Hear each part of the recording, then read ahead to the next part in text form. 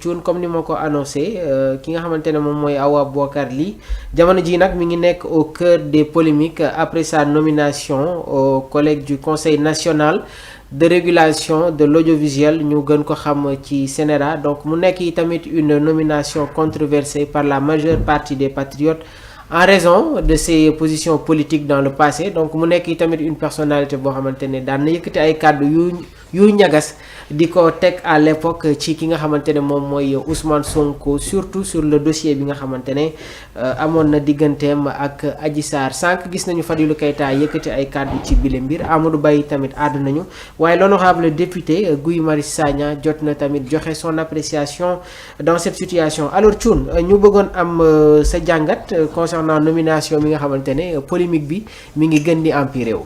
Bon tout déjà xam nga. Ce n'est pas la première fois ñuy am genre débat bi nii débat bi posé nañ ko ci ay fan bi ñuy waaja di dem ci élection su ma juumalee législative yi waaw avec le cas Samba Ndiaye waaw mu am maanaam position bu bëri ñenn patriotes yi ñu amoon comme quoi Samba Ndiaye ne doit pas être parmi ñi nga xamante ni ñoom ñooy ñi war a collaborer ak président de la République Diomaye. Exactement. Alors ñu daal di convoquer ay faits. Convoquer ay propos convoquer même jotaay yoo xamante ni Samba Ndiaye boobu daf ci doon wax loo xamante ni neexul dégg ci ñi nga xam ne ñoo ànd ak Ousmane Sonko. mais aussi ci position bu mu taxaw woon bu sotti woon wala bu sañoon. ñoom tey duñ yegg ci pouvoir. Alors patriotes yooyu militants ay sympathisants et je dis bien militants ay sympathisants. ñu am droit ñoom tamit di défendre li nga xamante ni moom lañ leen jaay di principe. parce que fii coow li lépp loolu la mooy da nga leen jaay projet. jaay leen principe jaay leen idéal. D'accord li soo leen jaay idéal. projet ak principe mënoo maintenant def action bi contraire ak li nga leen jaay mënul nekk. soo ko defee ñoom toppewuñ la parce que sa jëmm dañ la topp ndax loolu principe yooyu idéal boobu ak projet boobu donc li ngay def dafa war a nekk lu ànd ak projet bi ak idéal bi ak principe bi soo defee le contraire dañuy taxaw kaas l'idéologie pastefienne waaw c'est ça en fait c'est-à-dire que il faut nga am le fait que ñu nekk exigeant par rapport ak ñu ñuy décider ce n'est pas parce que yow c'est parce que ñoom fu ñu commencé ci bi ñu lay topp toppuñ la pour yow ñu am ci ñenn ñi en tout cas pour am ci yow dara maanaam faluñu la wala xeexaluñ la pour yow nga bare nga nommer leen. Moi je connais beaucoup de militants de Pastef qui sont d'ailleurs pas au Sénégal mais qui sont à l'extérieur mais dañuy jël seen xaalis di ci def xam nga kon kooku seen tuul boo faloo nga yëgate xaalis di ko jox moom moo la doon financer wala moo doon contribuer pour jox la kon xam nga ne boo ci génnee gëm-gëm dara du des.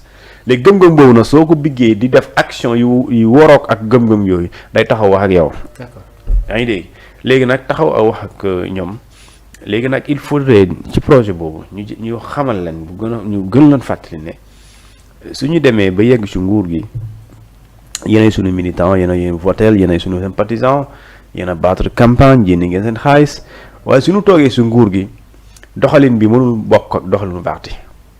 parce que doxalu réew nag vraiment mënul mel comme ni parti quoi réew du ay militants wala ay sympathisants réew ay citoyens lan citoyens yooyu mu am ku leen jiite muy président de la République mu tànn ay nitam ñu ko doy léegi ci tànneef bi mun na am problème et il y a un problème dans cette nomination parce que le président n'est pas responsable vouloir jox ko responsabilité c'est vraiment ne pas comprendre ce que fan la ñuy situer responsabilité bi mais c'est le ministre des télécommunications Alioune Sall c'est aussi simple que ça dañ ne dans le décret de nomination c'est écrit sur proposition du ministre c'est-à-dire que dans le document c'est écrit sur proposition du ministre et c'est quel ministre c'est le ministre des télécommunications de la communication et des télécommunications donc moom moo proposé président de la République une liste de 9 personnes de 8 personnes plutôt parce que le président a été nommé depuis longtemps le président de l'institution Oumar Ndiaye xawma journaliste a été nommé depuis longtemps c'est après que la ñu jël une liste de 8 personnes la ñu proposé président de la République moom mu daal di signer décret nommé leen donc aujourd'hui le travail d'investigation d'enquête de moralité aurait pu être fait par le ministre Alioune Sall, celui peut-être qui n'a pas fait bien son travail, parce que soo ko defee normalement tu peux pas te retrouver avec celle-là. Léegi nag loolu politique la, politiquement parlant, c'est-à-dire que mënul nekk c'est une nomination sax boo xamante ni yow dafay agir par contresens, parce que soxna soosu man puisque man su dara xëyee du ma bëgg di topp rumeur yi, damaa dem seet gëstu. waaw déglu naa vidéo seetaan ko gis naa position te xam naa vision gis-gisam ci yenn fee yi xam naa ko. léegi moom bu sotti woon lu mu bëggoon ak fu mu féete woon bu sotti woon jamono ji Sonko mu ngi ci kaso bi 10 ans lañ koy waaj a tëj. yaa ngi dégg parce que régime bi fi génn bu lu mu bëggoon bu amoon Sonko du wax wala dans xam nga nee naa horizon 2029 29 da koy fekk ci kaso bi mu dese ko 5 ans pour mu war a purger waat. nan ngay jàngatee tey ji sa réaction, gis nañu mu yëkkatee ay kàddu après polémique bi ne moom mi ngi retenir li nga xamante ne moom mooy les réactions positives. mais moom su ma neexoon man su doon man du ma wax damay noppi. da ngay noppi lan lay wax sëñ bi. c'est-à-dire que man je comprends pas, parce que problème bi mooy si vraiment tu as une once de principe. tu peux pas te man su doon man laa wax man duñ ma nommer du ma dem. doo dem mais man ma taxaw ne ñii ay terroristes la ñii seen njiit moom dafa violé fa njëkk a violé couvre-feu dafa njëkk a violé ça veut dire quoi. boo njëkkee violé kay dara kon te ñu wax viol mbirum Adji Sarr bi mooy bu nga njëkkee violé couvre-feu bi après da ngaa dem violé leneen c'est-à-dire que taxaw wax loolu. léegi loolu mbirum politique loolu bokkul ak li ñuy tuddee état de mais loolu yow balaa ngay yegg ci mbirum état. mbirum politique boobu position yooyu moo la war a yóbbu ba kii amul place ci sa gouvernement. Parce que le gouvernement, il est sa fonction est hautement politique. La fonction donc du gouvernement est hautement politique. D'accord. Wow. Parce que le président de la République, celui qui nomme ses alliés, pas ses alliés, mais ses collaborateurs. Mais sur quelle base? Sur la base d'une confiance. Et laquelle confiance? C'est quoi? C'est la moralité, c'est la valeur, ce sont les valeurs, mais aussi c'est ce qu'on appelle mooy xel ak bu sell ak jub d'abord léegi nga indi compétence. D'accord. Tey Trump. L'administration américaine c'est plus de 50 000 nit yuy liggéey. Yaa ngi dégg. Trump il vient avec ses hommes de confiance. Il ne vient pas avec ses anciens adversaires. Il ne vient pas avec ses entre guillemets ses ennemis. Bon, je ne dis même pas ennemis, mais adversaires politiques. du ñu liggéey ak moom. Ils font quoi là-bas? Koo xamante yow nga bokkoo leen gis-gis politique.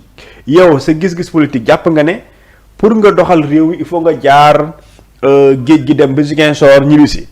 Keneen ki ne man gëwuma loolu pour ma defar réew mi su ma faloo il faut ma jaar man Saint-Louis lay jaar ñëwee Touba. waaye léegi yéen bi ilaa yow mu jur bokkoo leen gis-gis. waaye lan mooy mën a justifier maintenant bokkoo leen gis-gis ki war a dem Ziguinchor liggéey Sénégal moom mu gagné. yow gëmoo ko woon yow nga ne Saint-Louis la léegi mu gagné après nga ñëw liggéey ak moom nga ne waa wax nga dëgg Ziguinchor la mais ça loolu du principe du idéologie du conviction. Et ce Sénégal-là il nous manque ce qu'on appelle des partis politiques fondés qui s'adossent plutôt sur ce qu'on appelle un principe politique, des principes plutôt et des convictions politiques yoo xamante ni idéologie moo koy lal et ça c'est un souci. Souci boobu maintenant ce qui va se passer c'est quoi? Des militants, des sympathisants ñoom dañuy gëm loolu ñu leen di jaay. Mais faisabilité bi mooy doon problème et je pense que aujourd'hui si le ministre Alioune Sall def na liggéeyam tey Diomaye kenn du ko wax dara te ñu ngi koy wax di ko tooñ. Parce que le président de la République est nommé et élu par les Sénégalais, par la majorité de l'électorat sénégalais. Moom mu am lu ñu tuddee des prérogatives constitutionnelles mu daal di tànn premier ministre. Le premier ministre dem uti ay sénégalais ci ñenn sénégalais mu consulter ay sénégalais ne leen dama bëgg nga bokk sama gouvernement ñooñu wala wax waaw wala déet ñi wax waaw. premier ministre boobu bind note liste jox ko président ne ko ñii laa consulter pour ñu nekk sama gouvernement. Président daa di xool bu kiyee mu daal di avaliser mu daal di signer décret nomination portant nomination formation du gouvernement mais ñooñu da leen wóolu. ñooy dafa am ci ñoom yaakaar léegi nag ministre yooyu ñoom aussi président daa définir politique bi ministre yi di exécuter cette politique de la nation sur la supervision et sous la coordination du premier ministre les ministres yooyu aussi dañoo am ay direction ay services yoo xamante ni ñoom ñooy seen ministère de tutelle. ñooñu bu ñu leen di nommer wala ñu changement bi ñoom ñooy ñi nga xam ñoom ñooy les acteurs principaux yi war a dox ci loolu. ministres yooyu su boobaa boo bëggee indi coppite ci service boo xamante ne yow ministre yaay kilif chef service boobu. yow da ngay proposer président de la république ñi nga jàpp na ñoo fa war a ne. léegi nag su boobaa. recherche bi ngay def mooy ki nga bëgg mu toog fa mooy kan. léegi nag su dee mooy kan bi léegi moo la yóbbu ne du n'importe qui moo fa war a ne. léegi nag su boobaa boo ko defulee président bu jàppee ne wóolu na la teg na la fa te liggéey da nga koy def boo ko joxee moom day ñëw rek signer décret Macky Sall a signé un décret de grâce boo xamante ni ki mu génnee woon ci kaso bi. warul génn bokkul ci ñu war a gracier ñu gracier koo xamante ni dafa rey nit le lendemain il tue encore notre Sénégal alors loolu. président loolu liggéeyam. du président mooy wër ci prison yi di xool kan la ñu war a gracier déedéet. liggéeyu ñi fa nekk la. du président aussi mooy wër naan wooy kan mooy Awa Tall wala Ousmane Dieng est-ce que sell na wala sell c'est pas le rôle du président c'est bokkul sax ci liggéeyam. ñi ko war a def mooy les ministres là. ñi nga xam ñoo bëgg indi ñooy proposer président. ay nit ñu war a tabb ñoom ñoo war a def liggéey bi en amont au préalable maintenant. s'il y a quand même à reprocher quelqu'un c'est bien le ministre. exactement avant mooy ñëw tamit sur le plan juridique est-ce que tey jii nii tamit sànq maa ngi lay laaj cette prise de responsabilité après le cas de Samba Ndiaye mënuñu woon tamit gëstuwaat bu baax yenn profil yi nga xamante ne ñu ngi koy proposer au chef de l'État Thioune. waaw les profils yi xam nga. oui. tey sànq dama la jox exemple. oui. Amérique doo dégg ñu naan la régime tel on te parle d'administration Trump Biden Obama Bush. etc. D'accord. Ça se passe comme ça. L'administration d'elle, telle. Et celui qui est élu président des États-Unis, il vient avec ses hommes de confiance. Il ne vient jamais avec ses adversaires. Jamais. C'est pourquoi il faut au moins régler les questions. Mais nous, par exemple, tu es élu président de la République. Tu vas à une élection législative.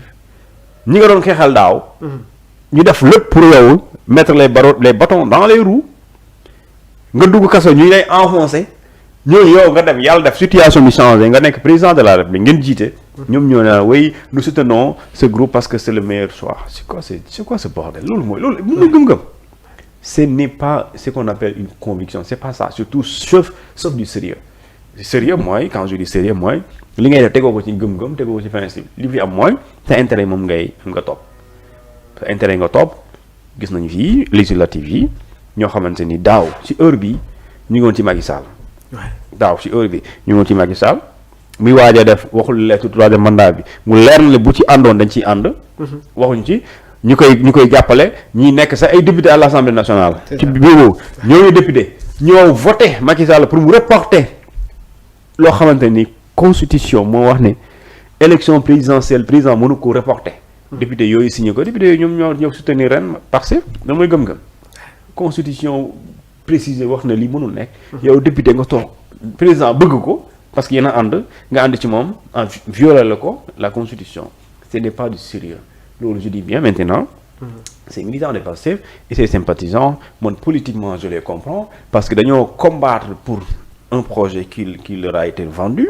dañoo combattre pour des principes yu ñu leen proposé. ñu combattre pour des convictions ba pare ne leen rupture c'est ça. La rupture c'est pas la continuité la rupture ci yenn pratique yu bon day am continuité ci lu baax léegi bu fekkente ne yow li doon lu bon ni bi fi amoon moom nga ñëw di def léegi après ki la toppoon am na sañ-sañ taxaw ne li nga ma jaay ak li nga ma woon du lii parce que la réalité aussi mooy loolu mooy que ne yenn fait yi am bokkul ak lu ñu leen jaayoon lu ñu leen jaayoon nag boo man mii boo ma jaayee su ma commandé ci yow dara ma lii laa bëgg nga ne waa d'accord lii lay jar ma fay la livré nga jox ma leneen lan lay wax ak yow mais quand même sëñ bi du lii laa la commandé. Exactement. Donc lu ñu leen di jox yenn fait yi nii. ce n'est pas ce qui a été proposé à ces militants et sympathisants. D'accord. C'est pourquoi aujourd'hui ils ont cette exigence de dire que d'accord ou non. Et puis ils sont pas d'accord malheureusement c'est dommage dans cette affaire. Parce que ñi nommé ñi mën leen fi jëlee ah. Fala bëggoon ñëw avant mooy ñëw sur la réaction de ki nga xamante ne moom mooy Fadilou Keita ak